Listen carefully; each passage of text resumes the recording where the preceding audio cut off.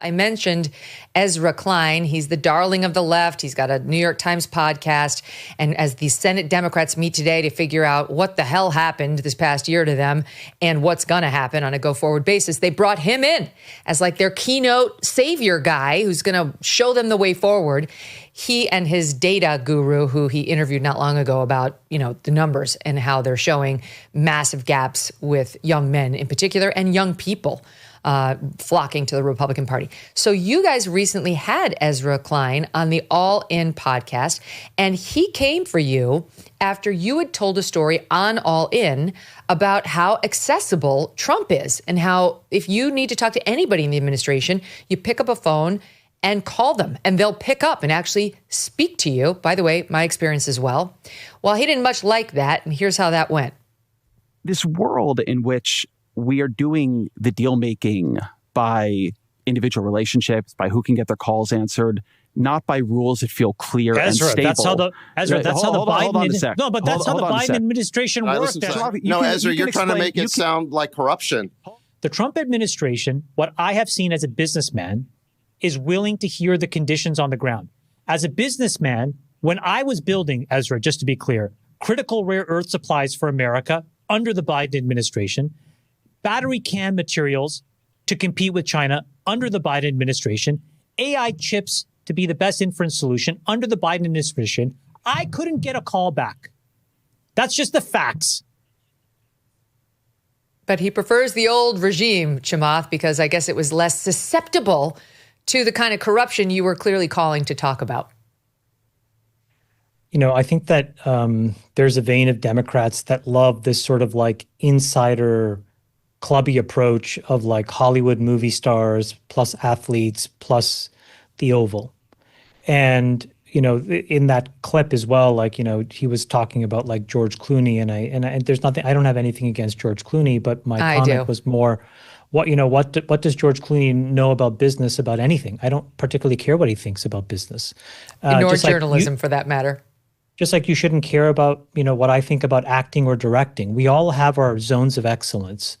And the point that I was trying to make that I think really perturbed him is that, Elon, myself, a whole bunch of others that have been investing money, yes, but more important than money, all of our time, all of our social capital, all of our reputation to help the United States, it went into a black hole under Biden. They just despised the idea that we were doing things. And it made no sense because we were so pro-America and Pax America. President Trump, on the other side, he's not always going to agree with you. But what I find is that team wants to know what are the actual details, and they'll decide what they're going to decide. And I think that that's way better. Like, when you're investing in a company, do you want a CEO that wants to know what's actually going on, or that is cloistered where there's 4 or 5 gatekeepers who then tell him their version of the truth? That, I think, is really dangerous. And I don't see that here. I did see that with Biden. And that's why I got frustrated with Ezra, because I think what he was basically saying is, Trump is acting quite democratically and speaking to everybody. I liked it better when I had the inside track and there was a, in club and a not in club, and I was in the in club. And I think that Democrats have a tendency to do that. Now, again, they do that because that play has worked in the past. Bring around the Hollywood star, bring around the athletes, and all of a sudden there's this patina and everybody thinks it's amazing and cool, and I can dance and I can sing and I can play an instrument and all this stuff looks cool. But under the surface, it's brittle and vacuous. Whereas here, what I can tell you under Trump is the people that work for him are smart as hell. They'll argue with you. They'll debate issues with you. They'll ask you for what's going on. They'll talk to people that are on the exact opposite end of what they believe.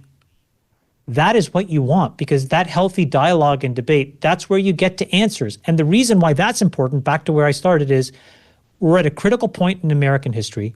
We have to have the courage to prioritize, and you have to get the big decisions right. And I think that he is trending, the Trump administration is trending to get these big decisions right. And part of it is because they're willing to talk to everybody. And I think that if you look back, that's what you will give credit for as what drove the success, is because you knew the actual contours. He will. Jason, after Bill Maher went for his visit to the White House, one of the things he said was, we sat down, he asked me what I thought about Iran.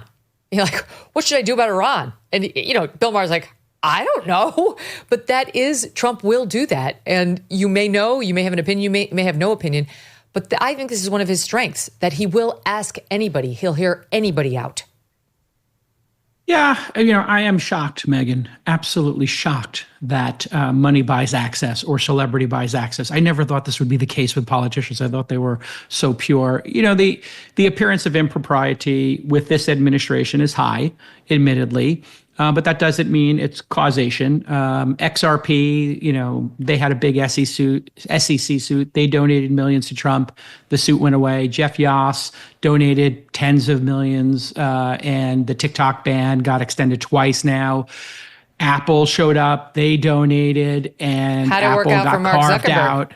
Well, yes, I was about to bring that up. And Apple came and carved. So we're going to have to parse each of these. Eric Trump's done a bunch of stuff with the Trump coin.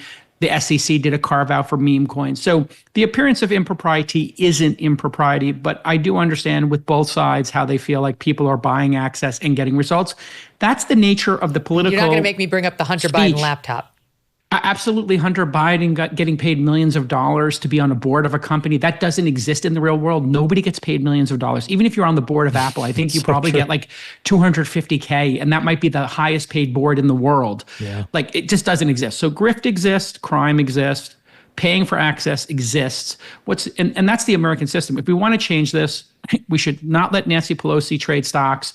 We should get rid of super PACs. There should be a cap put on that. I believe that strongly, even though many of my friends are donating tens of millions of dollars. The Supreme Court already said no. Yeah, I know. I kind of feel like we should maybe readdress that and look at maybe giving each of the last three candidates a certain amount of money to spend and make it a little bit more fair. But I'm a bit of an idealist, as you know. Well, you can change the rules for elections. The Congress does have that power, but they can't. Yeah, and this is part of the democratic process, and it does look at times. I understand the criticism that Trump looks coin operated at time, but I think we'll have to look at each of these individual cases. And if you put the totality of together, as Chamath's pointing out, I do have a lot of my lifelong friends who are working with Trump.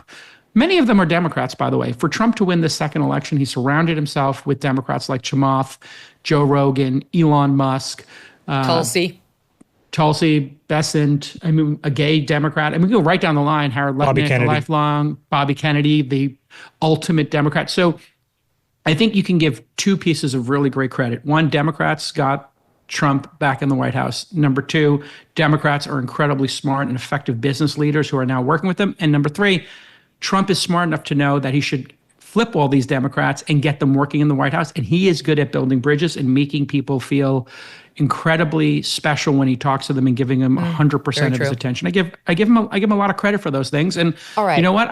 That's why my position on Trump changed slightly, which is he surrounded himself with lifelong Democrats who are highly effective. And so my friend Mark Pincus as well, there's just a long line of Democrats who got him in office this time. He's not ideological. No, you're not wrong. He had a broad coalition of Republicans and Dems, both in terms of his cabinet and in terms of the voting populace. Megyn, my earpiece went out. Did you said something? I'm not wrong? What? I've said that. My earpiece went out. Did you say that? This is why, this kind of behavior is why they don't invite you to all the AllIn events, J. Cal. Oh, come on. I saw this clip. Steve Krakauer pulled this. This wasn't an MK find. This is a Steve Krakauer find where it turns out the besties are leaving J. Cal out of their events. Let's watch. It's a new private club in D.C. that Don Jr. is doing, and Sachs is a member, Chamath's a member. And I just checked my Gmail. I checked all three of my Gmail accounts, everything. No invite. It must have gotten lost again. If you want to be a member, obviously there are dues and a membership fee. And I just didn't want to waste your time with an offer. Well, I just popped in to reminisce about this trip that Chamath and Freeberg just did. Yeah. Trip of a lifetime. Trip of a lifetime. We had all the besties at the White House. It was really incredible. It's interesting. I checked my spam filters, and my invite got stuck in the spam filters. I had ski week this week, so I wouldn't have been able to make it anyway. But I see that you guys are all going to be in the next Jeopardy in the second round. My invite to Jeopardy somehow got lost. That was kind of a bummer. We have a good time. The Jeopardy thing's not real. That's Photoshop. Chamath, what's happening? Why isn't J. Cal getting all the invites? You know what's funny? He is the most charming person, Jason is, of the bunch. And he is incredibly funny. And the thing with Like the whole Trump thing is hilarious because David and I will facilitate a meeting of the minds. And I guarantee you that Trump will have J-Cal eating out of the palm of his hand. They are so similar in some ways. They're meant to be besties, those two. Yeah, he doesn't mind. I am scared to meet Trump because I do think we might wind up becoming besties. I think it's very likely for me. I think it's very likely. This July, there is a global summit of BRICS nations in Rio de Janeiro. The bloc of emerging superpowers, including China, Russia, India, and Iran, are meeting with the goal of displacing the U.S. dollar as the global currency. They're calling this the Rio Reset as BRICS nations push forward with their plans. Some worry global demand for U.S. dollars will decrease, bringing down the value of the dollars in your savings. While this transition won't happen overnight, the Rio Reset could mark a pivotal moment. So learn if diversifying your savings into gold is right for you. Birch Gold Group can help you move your hard-earned savings into a tax-sheltered IRA in precious metals. Claim your free info kit on gold by texting MK to the number 989898. With an A+ rating with the Better Business Bureau and tens of thousands of happy customers, let Birch Gold arm you with a free, no-obligation info kit on owning gold before July and the Rio Reset. Text MK to 989898 today. Thanks so much for watching. If you like what you just saw, hit the subscribe button for more clips and full episodes.